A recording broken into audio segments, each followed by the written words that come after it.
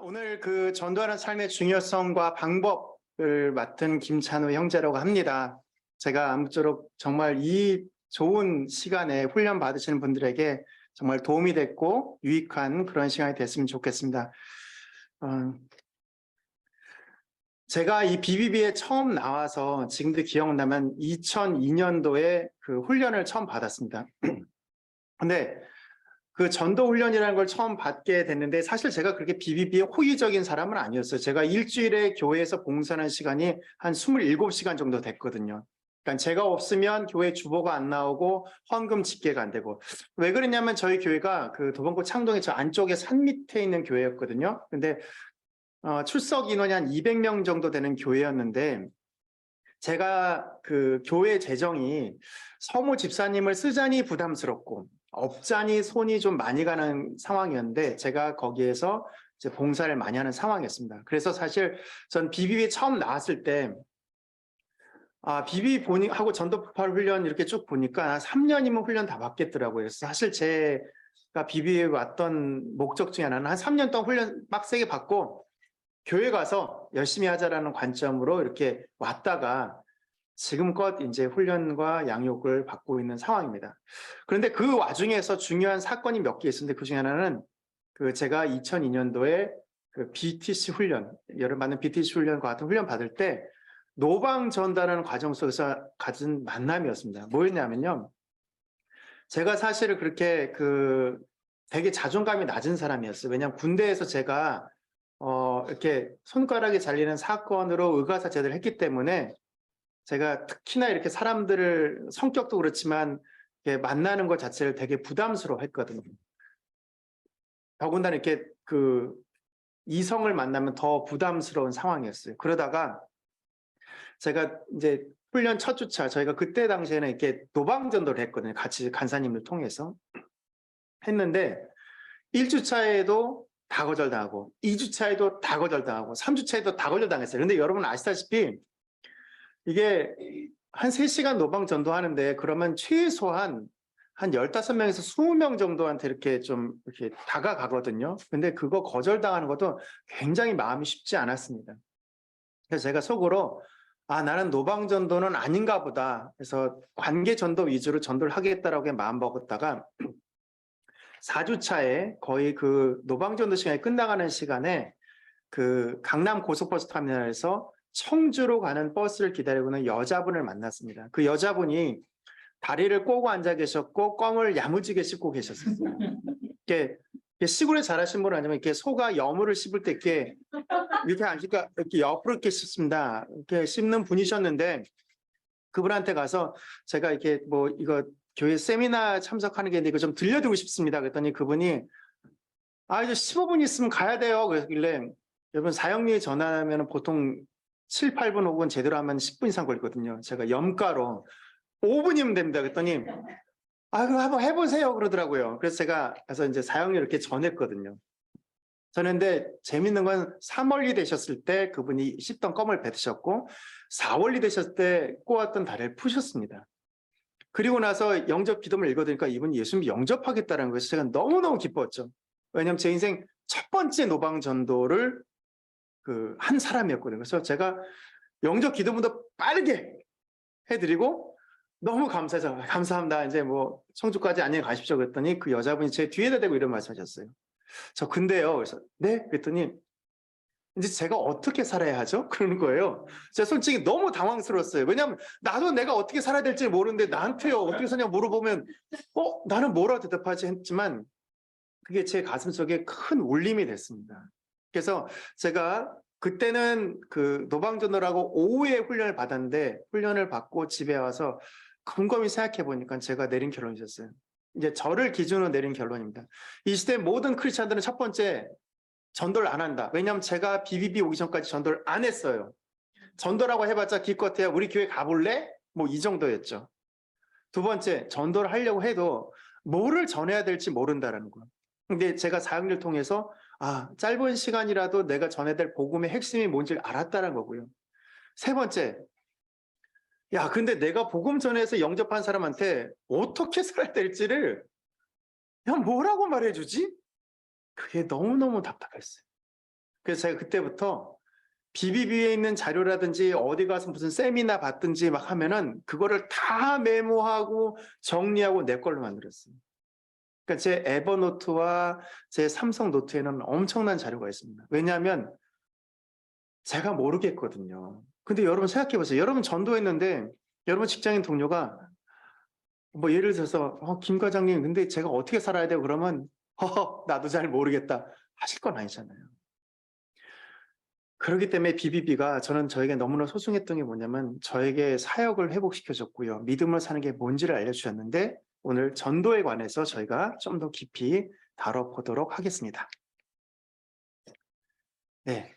이 강의의 목적은 직장인 그리스도인으로서 전도의 개념과 중요성을 이해하고 직장 생활 가운데 일상적으로 전도하는 삶을 살도록 결단하도록 하는 데 있습니다. 그렇기 때문에 제가 만약에 여러분들이 듣고 결단 못하시면 저한테 문제 있거나 여러분에게 문제 있거나 그러겠죠. 자, 그러면 제가 강의를 위해서 같이 기도하도록 하겠습니다. 하나님 아버지, 전도하는 삶에 대해서 저희가 함께 나누고자 합니다. 이것이 강의가 되지 않게 도와주시고 실제가 되게 하여 주시며 우리 삶을 변화시키도록 주님 인도하여 주시옵소서. 이 모든 말씀 우리 주 예수 그리스도 받도록 합나이다. 아멘. 자, 저희가 사례 연구인데 이건 책에 있는 내용이에요. 자, 장 부장님이라는 분인데 이건 아마 여러분 다 아시는 전통적인 그리스도인의 모습입니다. 교회에서 20년 이상 주일학교 교사로 섬겼고요. 직장에서 선교회 회장을 하는데 문제는 사촌 여동생이 치명적인 암에 걸렸어요. 근데 그에게 해줄 수 있는 게 없다라는 거죠. 여러분 이런 직장 가운데 정말 그 불의의 사고라든지 아니면 병에 걸린 분들에게 복음이 없다면 어떻게 하시겠어요? 대체적인 경우는 성경책을 사주거나 그를 가서 위해서 기도해 주거나 아니면 뭐 좋은 말씀을 보낸다든가 이 정도에서 그친다는 거죠. 그러니까 아까 말씀드린 것처럼 실제적으로 우리가 믿는 믿음이 무엇인지 복음이 무엇인지 전해주지는 못한다는 데 한계가 있어요. 결국은 그 사람은 여동생이 떠나게 되고 그 장부장님은 BBB에 연결되셔서 전도 훈련을 받으면서 내가 아까 제가 말씀드린 저의 모습 전도할 줄도 모르고 전도한다면 무엇을 나눠야 될 줄도 모르고 그리고 그럼 내가 믿음으로 살겠다는 사람을 어떻게 도와야 할지도 모르는 그것을 깨닫고 나서 그가 비로소 새롭게 직장을 사역한 사례를 갖게 되었습니다. 이건 실제 저희 BBB 안에 있는 사례입니다. 우리는 얼마나 이런 것들을 우리끼리만 누리고 있을까요? 여러분 크리스찬 문화라는 것이 사실 저는 개인적으로는 이건 개인적인 의견입니다. 크리스찬 문화라는 게 어떤 면에서는 이단보다 위험하다고 생각합니다. 왜냐하면 실제로 미국에서 가르치는 몇몇 그 신학 대학교에서는 목회 경영학이라는 과목이 있어요. 그럼 그 목회 경영학이라면 목회를 어떻게 잘해야 될까라는 거를 배우는 거거든요. 근데 그 목회 경영학이 기도와 말씀으로 사람을 도우십시오가 아니에요. 뭐냐면 주차장을 확보하십시오. 그리고 다른 사람들이 매력적으로 느낄 만한 세련된 인테리어를 하십시오. 또 어떤 것들이 있냐면 여러분 중산층들이 누릴 만한 크리스찬 교양을 가르치십시오예요. 이게 크리스찬 문화라는 거예요. 제가 말하는 크리스찬 문화는 이런 관점에서 크리스찬 문화입니다. 그럼 어떤 걸까요? 우리 주변에 너무나 많은 거예요. 예를 들어서 성서 지리반, 뭐 신약 요약 과정. 이거는 어떤 특정 교회가 잘못됐다라는 걸 말씀드리는 게 절대 아니고요. 그게 하나의 문화화되는 게 위험하다는 걸 말씀드린 겁니다. 근데 여러분 이런 생각해 보셨어요? 성지순례 갔다 와서 내가 진짜 믿음으로 살겠다. 나 이렇게 살아서는 안 되겠다 하는 분들 보신 적 있나요? 저희 직장은 기독대학이라서 그 어려워지기 전까지만 해도 매년 성지순례를 보내줬습니다. 근데 갔다 와서 막 저한테 사진 보내면서 이게 뭐 요단강이야 이렇게 하는 분은 봤지만 내가 이제껏 잘못 산 것 같아. 이제는 내가 예수 중심으로 살아야 될 것 같아 하는 분을 죄송하지만 단 한 분도 못 봤어요. 성서 지리반을 하고 나서 내가 새로운 사실을 깨달았다고 말하는 사람이 있는데 그걸 하면서 내가 하나님의 역사를 보니까 내가 이렇게 살아서는 안 될 것 같아 하는 분을 미안하지만 못 봤어요. 물론 개인적으로 그렇게 생각할 수도 있지만 제 눈에는 안 보였다는 거죠. 제가 말하는 크리스찬 문화가 이런 거예요. 우리가 뭔가 하는 걸 같지만 실제로 우리 삶이 변화를 일으키지 못하고 있다는 거죠. 그런 면에서 만약에 지금 BTC 훈련 받으시면서 너무나 좋은 강의를 듣고 좋은 이야기를 들으면서 내가 전도인의 삶을 살아야지, 믿음으로 살아야지 하고 결단했는데 그걸 지속해 가지 못한다면 이것이 자칫 또 하나의 크리스천 문화가 될 수 있다고 생각합니다. 복음은 삶을 변화시키는 능력이 있습니다. BBB가 추구하는 그 적용 중심의 성경 공부 이런 건 왜 하냐면요. 우리가 하나라도 더 알자가 아니라 우리가 하나라도 더 변화되자의 중점이 있는 거거든요. 그러니까 지금 이 강의도 우리가 이제 전도인의 삶을 살기 위한 거고요. 마지막에 제가 형광펜으로 칠하는 거 한번 같이 읽어보도록 하겠습니다. 시작. 우리가 세상에 존재하는 것은 세상을 그리스도께 인도하기 위해 세상에 있는 것이다. 우리가 본격 성경을 보통 구속사적으로 봐야 된다. 구속사적 역사관이다라고 하잖아요. 왜냐하면 하나님이 예수 그리스도를 통해서 우리에게 구원의 그 약속을 주시기 위한 거잖아요. 그럼 생각해 보세요. 지금은 그런 구속사가 끝났나?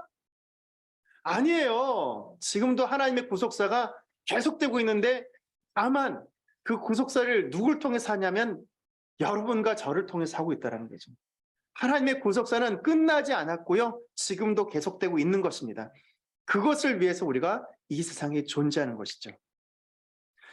저에게 주신 말씀이 있어요. 제가 BBB에서 도대체 여기 이거 뭐하는 그 집단인가? 뭐 이상한 데 아닌가? 이단 아닌가? 막 그러는데 이걸 놓고 하나님께 기도했을 때 하나님께서 이 말씀 제가 주셨습니다. 아버지께서 나를 세상에, 요한복음 17장 18절, 20장 21절, 아버지께서 나를 세상에 보내실 것 같이 나도 그들을 세상에 보냈고. 저는 그 교회에서 제가 봉사할 때 저는 조심스럽게 말씀드리지만 다른 사람이 잘못됐다는 게 아니라 그때 당시 제 신앙이 잘못됐다는 거죠. 저는 저희 직장은 제가 교회를 잘 섬기기 위해서 경제적인 베네핏을 주는 곳이었고 내 사역지는 교회라고 생각했어요. 근데 하나님의 말씀 속에서 저에게 뭐냐면 아버지께서, 이건 예수님의 기도입니다. 예수님의 말씀이시고요. 예수님께서 아버지께서 나를 세상에 부르신 것처럼 나도 너희를 세상으로 보내라는 말씀 속에서 내가 직장 가운데 보냄받았구나. 직장으로부터 내가 부르심을 받았구나는 걸 제가 스스로 인식하게 됐어요. 그러면서 제가 저희 직장을 보는 관점 자체가 바뀌고 제가 직장에서 해야 될 것들이 무엇인지가 비로소 알게 된다는 거죠. 근데 이 부르심과 요청은 모든 사람에게 유효하다고 생각합니다. 성경 역사적으로요, 신학적으로 뭐 사도가 보통 보내심을 받은 자잖아요. 지금도 사도가 있냐 없냐 그런 논쟁인데 저는 뭐랄까요, 성경에서 말하는 그 사도는 없다고 생각합니다. 그런데 하나님께서는 구속사를 지금도 이어가고 계신데 우리를 통해서 하십니다. 근데 우리가 어떤 존재냐면 세상 가운데 보냄받은 존재고 세상으로 부르심받은 존재라는 거예요. 그러니까 돌아가셨던 오카노 목사님이 살아 돌아오셔도 여러분 직장 안에 들어가서 복음을 전할 수가 없어요. 아마 정문 게이트에서 잡힐걸요? 무슨 일로 오셨습니까? 막 이렇게 될 거예요. 근데 여러분은 그 안에 있잖아요. 여러분만이 여러분의 직장의 소망이고 유일한 하나님의 방법입니다. 이것을 우리가 깨달아야만 할 것입니다. 자, 전도란 어떤 거냐면요. 구원받은 그리스도인이 복음을 모르는 사람에게 예수 그리스도를 전하는 것이에요.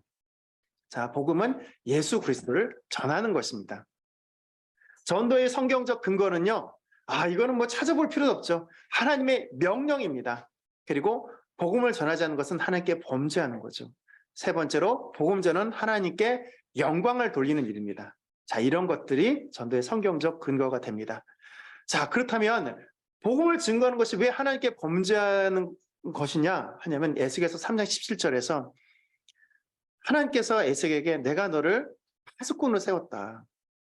네가 만약에 악한 자를 그 악한 길에서 떠나지 않도록 하지 않는다면 내가 그 핏값을 너에게 찾겠다고 하십니다. 여기서 악한 길이라는 것은 행위적으로 나쁜 일을 한다는 의미가 아니라 하나님으로부터 떠나 있는 상태를 말해요. 그것을 우리 보고 하라고 하시는 겁니다. 그리고 전도는요, 하나님께 영광을 돌리는데 영광은 하나님께 기쁘시게 하는 거죠. 예수님께서 너희가 열매를 많이 맺으면 내 아버지께서 영광을 받으실 거라 하였고 하나님은 모든 사람의 구원을 받으며 진리를 아는 데 이르시기를 원한다고 말씀하고 계십니다. 성경에 나타난 전도의 사례는요, 여러 가지가 있죠. 만약에 그 예수님께서 이 세상을 통째로 변화시키고 싶으셨다면, 그러니까 구원의 관점이 아니라 변화의 관점을 두셨다면 아마 예수님은 혁명가가 되셨을 거예요. 근데 구원의 관점을 위해서는 그분이 죽으셔야만 하는 것입니다.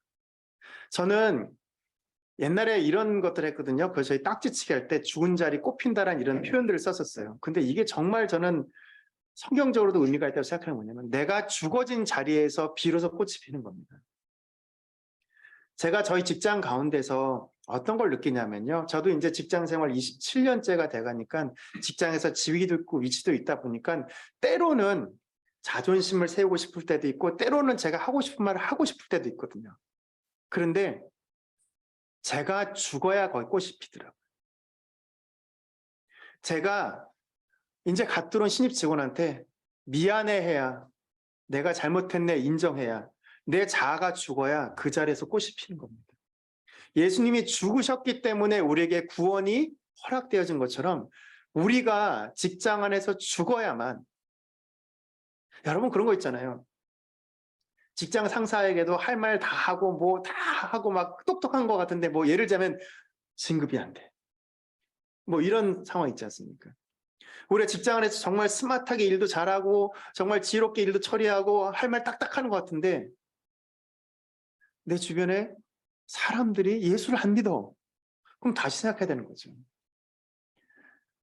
제가 어제 직장 안에서 좀 중요한 회의를 하고 있는데 뭐 이건 녹음되니까 좀 조심스럽겠는데 저희 직장 안에 교수님 중에 한 분이 현대가의 며느리세요. 60세가 넘은 교수님이고 우리가 농담말로 저분은 그냥 심심풀이로 교수를 한다고 하는 분이 계시거든요. 근데 그분이 회의 때 막 저를 공격하셨어요. 이거 막 이렇게 문제 있냐 그래서 제가 좀 비비비에서 배운 게 있지 않습니까?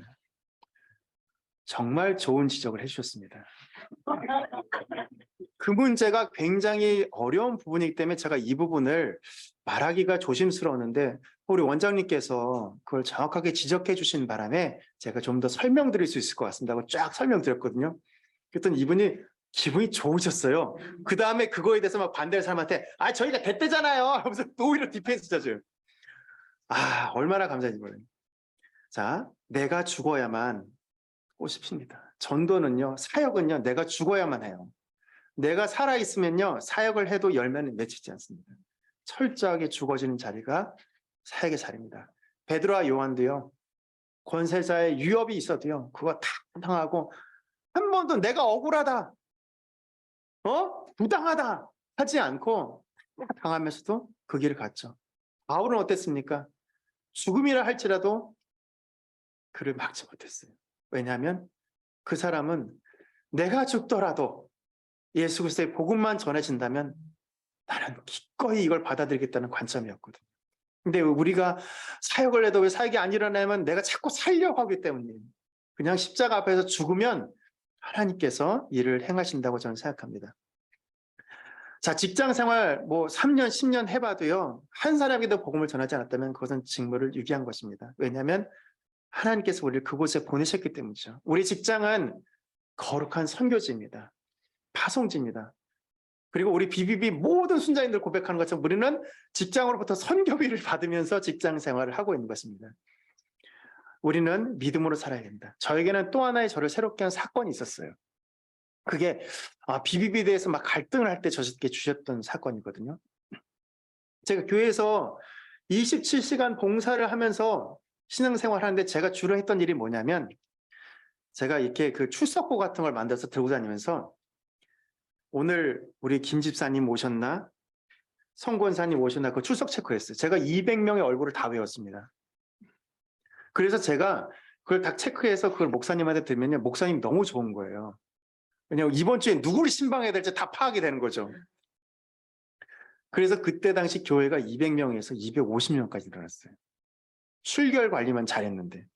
자, 그러다 보니까 문제가 생겼어요. 제가 한 번의 예배, 저는 예배를 다 드렸어요. 보통 우리 기본적으로 드린 예배 있잖아요. 아침 8시 20분쯤 와가지고 이렇게 주일학교 예배, 교사 예배 드리고 주일학교 예배 드리고 이제 본 예배 드리고 또 찬양 예배 드리고 저녁 예배 드리고 그리고 집에 오잖아요. 주중에는 수요 예배 또 금요철에 이런 거 하잖아요. 이렇게 하는데 제가 단 한 번도 제대로 예배를 드릴 수가 없는 거예요. 누가 왔나, 누가 안 왔나, 누군 문제 없나, 뭐 이런 것들. 제가 한번 기억나는 사건은 뭐냐면 그 교회에서 성찬식을 했는데 어떤 분이 성찬에 이 잔과 떡을 안 마시는 거예요. 그래서 제가 그걸 이제 장로님께 알려드렸죠. 장로님이 이분이 뭐가 문제 있나 해서 그분을 만났는데 주의 잔과 떡을 뭐 이렇게 그 자격 없이 참여하면 안 된다는 그 말씀 때문에 자기가 이번 주 중에 술집도 많이 해갖고 그래서 못 먹겠다 싶어서 안 먹었다는 거예요.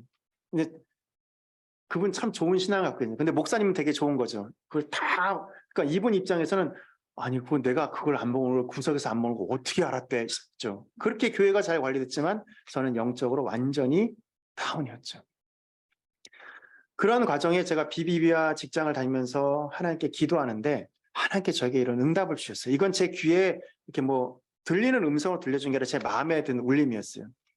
제가 그때 당시 이제 필리핀의 선교사님을 후원하고 있었는데 하나님께 저에게 이렇게 하셨어요. 자네 만약에 네가 중국어 하는 선교사를 후원한다고 해보자. 네. 그 선교사가 어떻게 사역하고 어떻게 했지 어떻게 후원해 줄지를 요청하고 갔어. 네.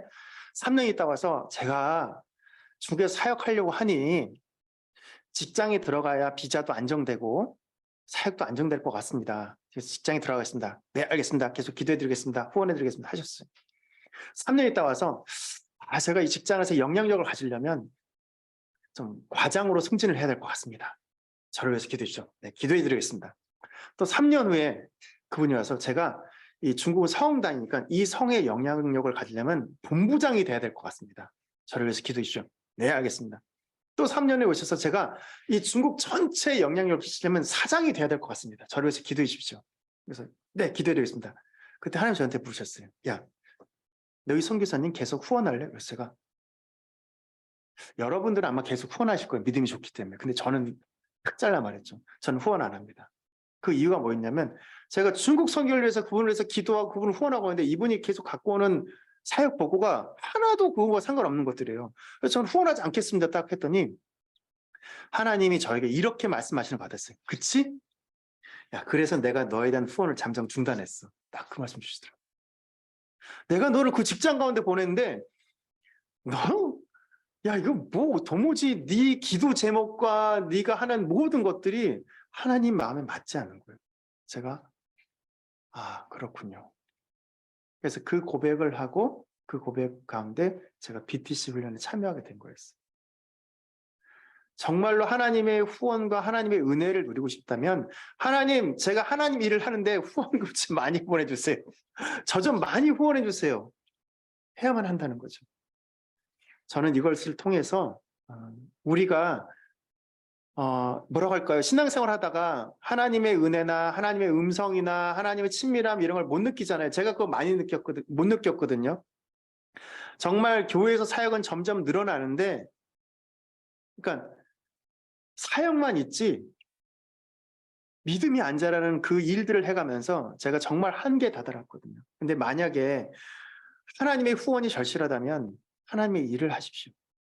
여러분이 그 사역을 하는데 필요한 물질과 동역자들과 사람들을 보내줄 겁니다.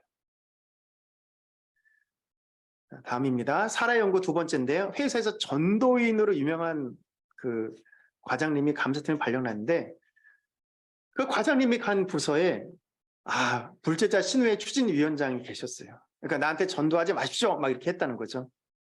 그래서 이분이 먼저는 기도를 하셨어요. 기도하게 했을 때 이제 토요일 날 야근을 하는데 이 둘만 남는 상황이 됐습니다. 그때 복음을 전했고 이것을 통해서 그 불제자 신우회 추진위원장님께서는 예수를 믿고 그분은 교회에 출석하게 됐습니다.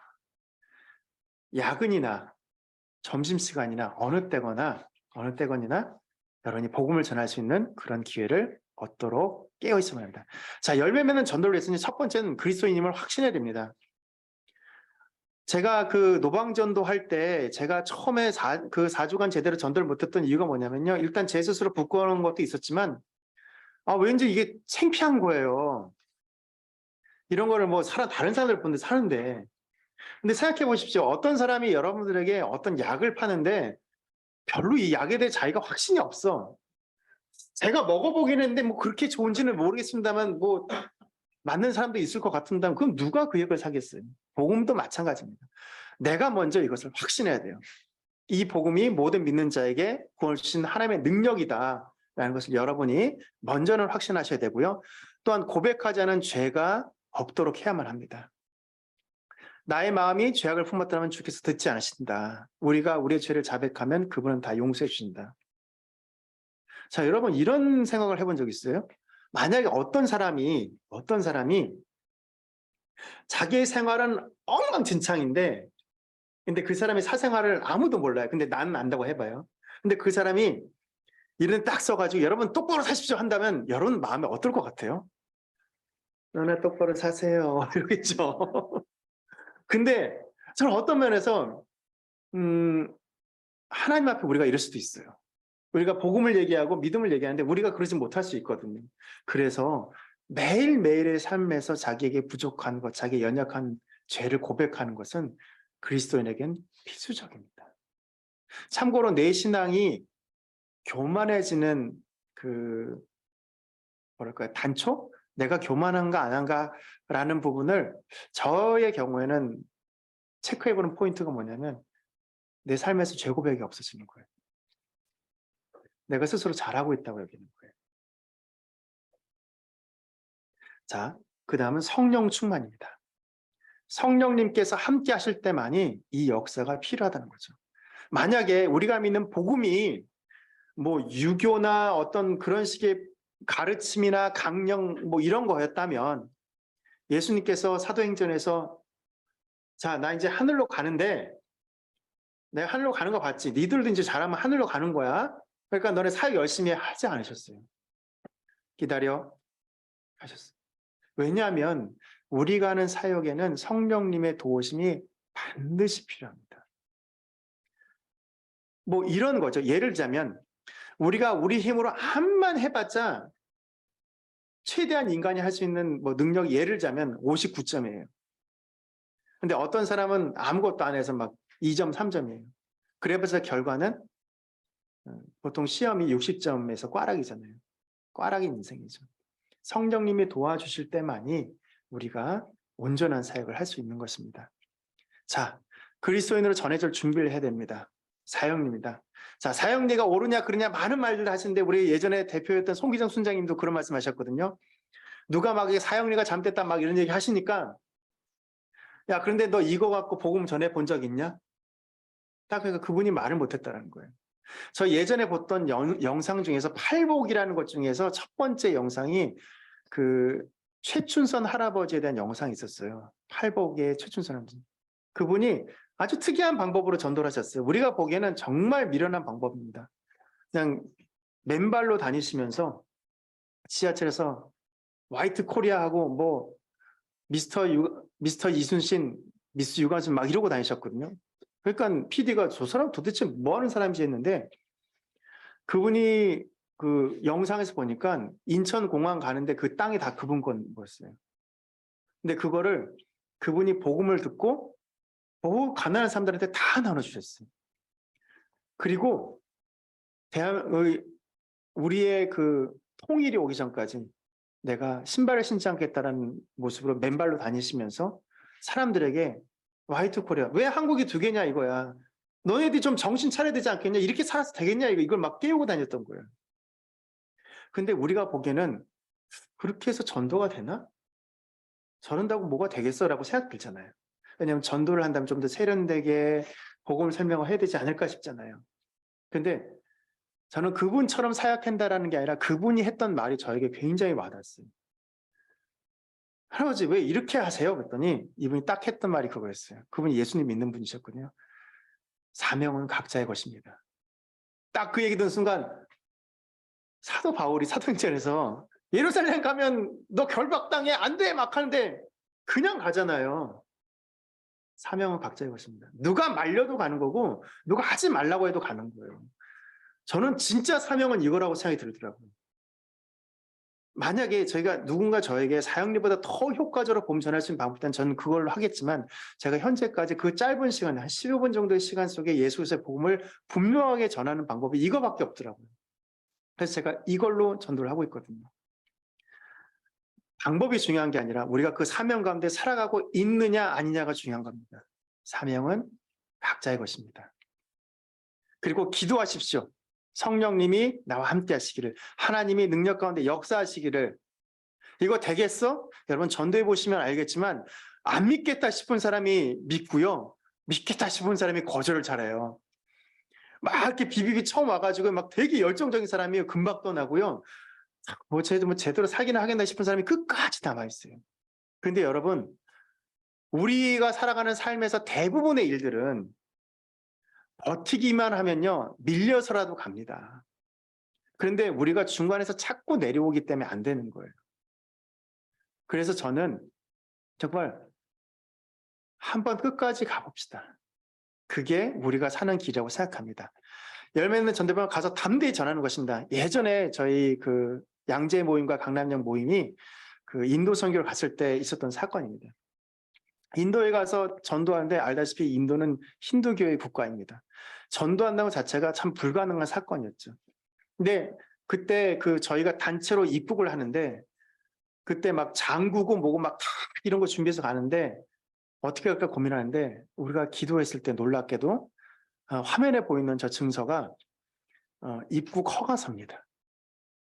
그래서 저희가 그때 캘커타 공항에 갔는데 얼마나 감사했는지 저런 종이 하나가 얼마나 무서운 거냐면요. 한국사람 따로 쓰세요. 여기 선교팀 따로 쓰세요. 몇 명이에요? 하고 난 우리 그냥 한 거였어요. 이게 특권이구나. 그래서 저희가 집회를 했고 그것이 신문에도 기사가 됐습니다. 있을 수가 없는 일이죠. 그런데 가서 담대히 전하십시오. 그러면 됩니다. 제가 요새 직장에 저희 명지대학교가 신문지상이 가끔 많이 나거든요. 파산이다, 회생이다 이런 얘기가 많이 나와요. 뭐 사람들이 제가 그것 때문에 많이 불안해하고 어려워하죠. 작년에 기도할 때 제가 그 큐티했던 내용이 예레미야였는데 예레미야 통해서 하나님께서 저에게 주시던 말씀이 주가 행하신다라는 말씀이었거든요. 그래서 제가 예레미야 시대에 주가 행하는 게 유다가 망하는 건데 우리가 망하나? 막 이런 생각이 드는 거예요. 근데 네, 주님이 행하신다면 망함도 감사합니다. 뭐 그래서 최근에는 뭐 법원과 뭐 교육부에서 굉장히 호의적으로 나와서 뭐 올해 그 회생안 제출하고요.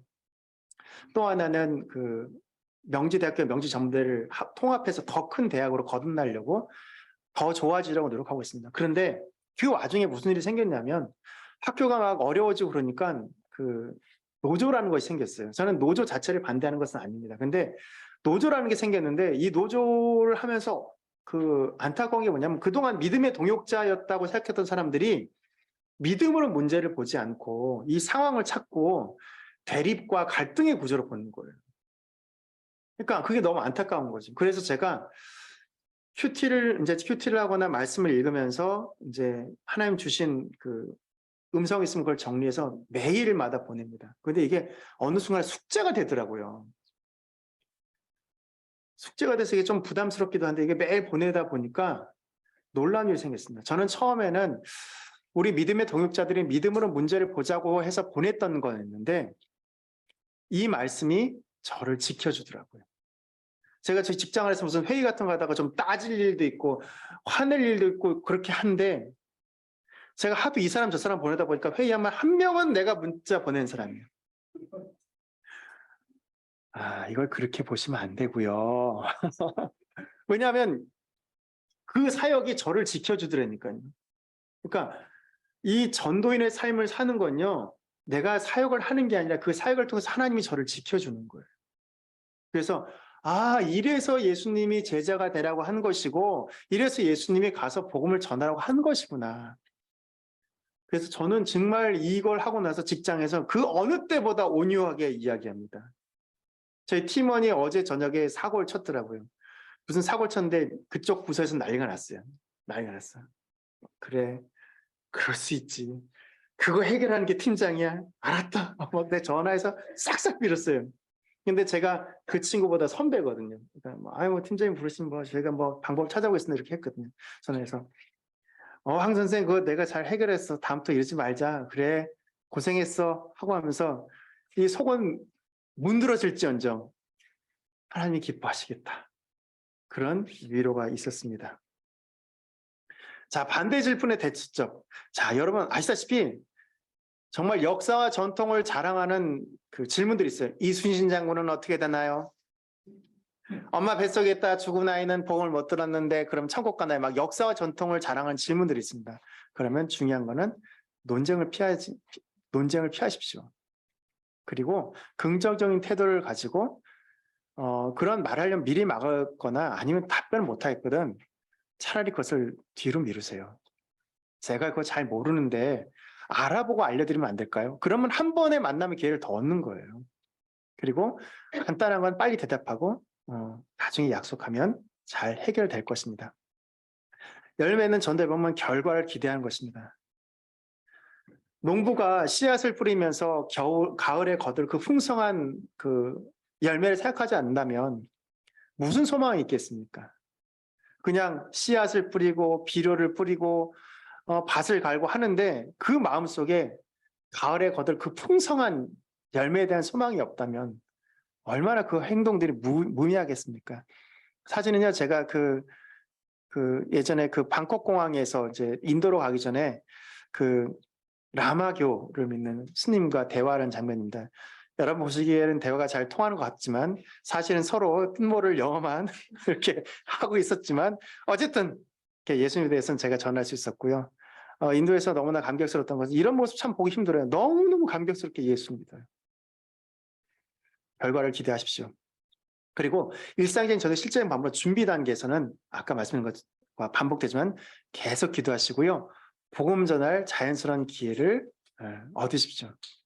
직장 안에서 누군가 도움을 요청하거든 이게 하나님이 또 주신 기회인가 보다 하고 그를 도와주십시오. 경조사에 정성과 관심을 꼭 보여주시고요. 그렇더라고요. 내 경조사에 좀 신경 안 써주면 그게 복음의 길을 맞더라고요. 그리고 가족에 대해서 관심을 가져주고요. 전도할 기회를 얻기 위해 만날 장소와 시간을 꼭 약속하시고 전도가 방해되지 않도록 세심하게 관리해 주십시오. 직장 안에서 좋은 동료가 되는 게 우리의 목적이 아닙니다. 그러니까 1, 2번은 되게 잘하는데요. 3, 4번까지 안 나가면요. 실제적인 사역이 안 일어나요. 좋은 사람, 착한 사람 되는 게 우리의 삶의 목적은 아닙니다.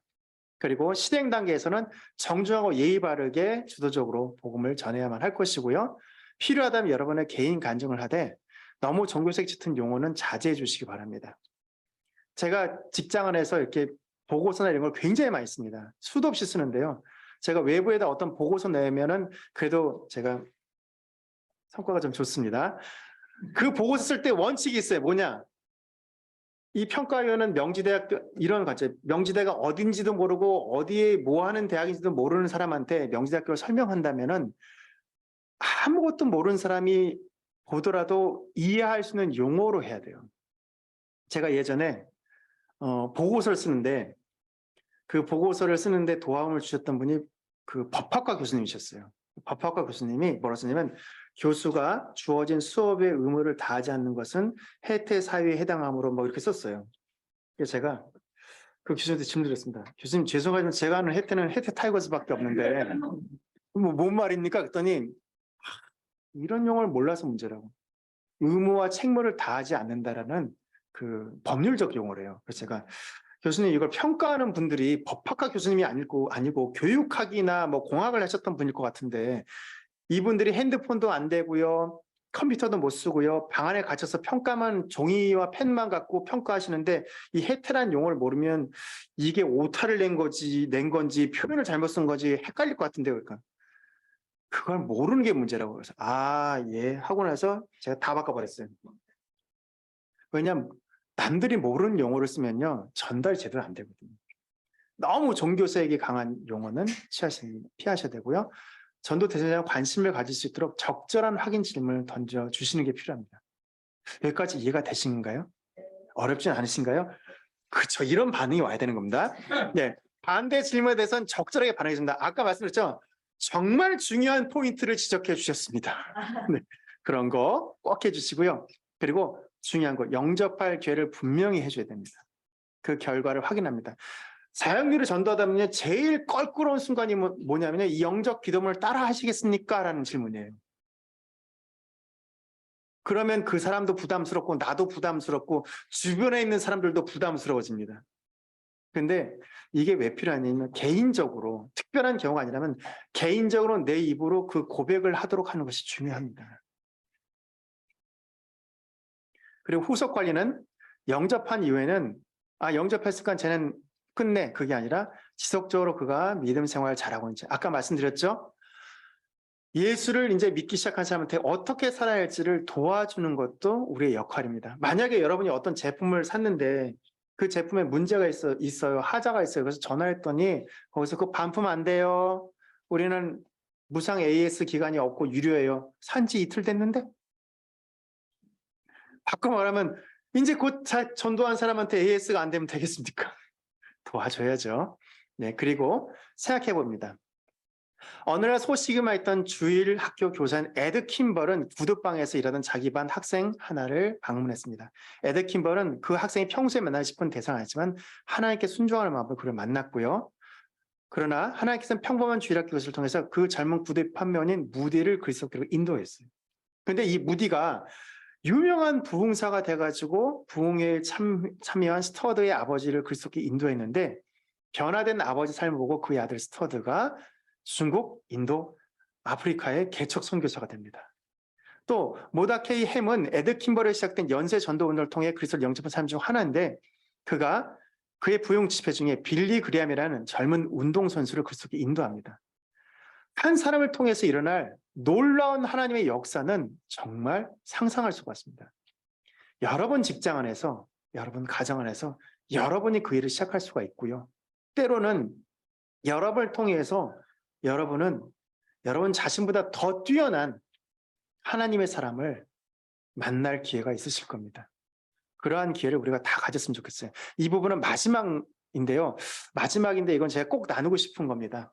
이제 간단하게 정리할 텐데요. 뭐냐면 날마다 자신에게 복음을 전하라는 내비게이터 책이 있어요. 여러분 굳이 사서 보신다면 말리진 않겠지만 거기에 일과가 좋은 날과 나쁜 날이라는 주제가 있습니다. 그 좋은 날과 나쁜 날이 뭐냐면 이런 거예요. 영적으로 좋은 날이 있어요. 아침에 딱 일어났는데 너무 컨디션이 좋아. 기도하는데 막 눈물이 막 큐티한데 은혜가 막 넘쳐. 직장 일하는데 모든 게 순탄하게 돼요. 그런 와중에 저녁 때 누가 딱 와서 팀장님, 팀장이 믿는 예수에 대해서 제가 알고 싶습니다라고 했을 때 이게 저희가 이미 업돼 있는 상태예요. 내가 너에게 모든 걸 알려줄게 하는 마음이 들지 않겠습니까? 근데 반대의 날이 있어요. 아침에 늦어서 지각도 했어요. 그리고 뭐 지각해서 특히나 여성분들을 더 심하죠. 지각해서 오는데 하필이면 옆에 차가 지나가다 흙탕물 튀겨서 옷까지 버려서 기분도 더러워. 일하는데 엄청 깨졌어. 다 막혀. 싸움도 했어. 근데 저녁 때 팀장님이 예수를 믿고 싶습니다 라고 했더니 야 미안하다 내가 오늘은 준비가 안 된 것 같다 야. 그러니까 영적으로 좋은 날이 있고 나쁜 날이 있다는 거예요. 그러니까 우리가 복음을 전할 때 아니야 나는 준비가 덜 됐어 나 이제 할 수가 없어 라고 생각되는 날이 있다는 거죠. 근데 이게 문제가 뭐냐면요, 우리 삶에 대한 하나님의 축복과 역사가 어떠한 방식으로든 우리의 영적인 성취, 나의 상태에 따른다라는 기본적인 인간적인 전제예요. 그러니까 은혜로 구원을 받았지만 내일의 삶에서 하나님의 축복은 우리의 성취에 의해서 좌우된다고 생각하는 거죠. 그리고 사실 우리가 대부분 그렇게 생각하는 게 많습니다. 저도 그럴 때가 많고요. 그런데 우리가 알아야 될 원리는 뭐냐면요, 우리의 성취와 관계없이 우리는 하나님의 은혜로 살아갈 수가 있다는 겁니다. 여러분, 영적으로 좋은 날이라고 할 때 우리가 얼마나 깨끗해야 하나님 보시기에 흠없고 점없을까요? 우리가 아무리 깨끗하다 할지라도 우리가 흠없고 점없는 날은 없습니다. 또 하나, 아무리 형편없는 날이라 할지라도 그리스도의 은혜가 우리의 삶을, 우리의 죄를 능가하지 못할 날이 없을까요? 그것도 없다라는 거죠. 근데 우리는 복음을 전할 때 항상 내 상태에 대해서 마치 우리 뭐 옛날 사극 보면 정한수 떠놓고 비는 것처럼 내가 깨끗해야만, 내가 더 정직해야만, 내가 더 거룩해야지만 복음을 전할 수 있다고 생각하는데 그것이 아니라는 것입니다. 오히려 복음을 전하면 그 복음이 나를 지켜줍니다. 복음의 좋은 소식은 우리 생각에 가장 형편없는 날에도 하나님의 은혜가 우리를 위해 예비되어 있다는 것입니다. 당신의 가장 나쁜 날도 하나님의 은혜를 누리지 못할 만큼 나쁜 날은 없습니다. 여러분의 가장 좋은 날도 하나님의 은혜가 필요 없을 만큼 좋은 날은 결코 없습니다. 우리의 삶은 하나님의 은혜로 사는 삶이기 때문에 좋은 날이든 나쁜 날이든 하나님께서 여러분에게 구원의 대상자를 보내주시거든 그에게 복음을 전하고 그 복음의 기쁨을 같이 누리셨으면 좋겠습니다. 사형리를 전하다 보니까요, 때론 그 사형리가 저에게 더 큰 위로가 될 때가 있더라고요. 그리고 10페이지 지나서 그 뒤로 가서 막 이렇게 뭐 열차 막 이렇게 쭉 가기 시작하면요, 어느 순간에 내가 거꾸로 가고 있었구나를 발견할 때도 있습니다. 여러분, 복음이 여러분을 회복시킬 거고 사역이 여러분을 지켜줄 것입니다. 지금 시작하시면 하나님이 놀랍게 역사할 것입니다. 네, 그럼 제가 기도하고 강의 마치도록 하겠습니다. 하나님 아버지, 우리에게 주어진 이 전도라는 것이 우리에게 주어진 사명이지만 이 사명이 우리에게 일이 아니라 하나님께서 우리를 제자로 부르시기 위해서, 하나님께서 우리를 지켜주시기 위해서 맡기신 거라 믿습니다. 하나님의 구속사는 지금도 우리를 통해서 계속해서 이루어지고 있습니다. 그 구속사의 역사 속에서 우리가 사용되어지게 하여 주시고 우리의 직장이 우리가 보냄받고 파송받은 그러한 선교지란 그 믿음의 고백을 우리가 할 수 있도록 이끌어 주시옵소서. 이 모든 말씀 우리 주 예수 그리스도 받들어 듭나이다. 아멘.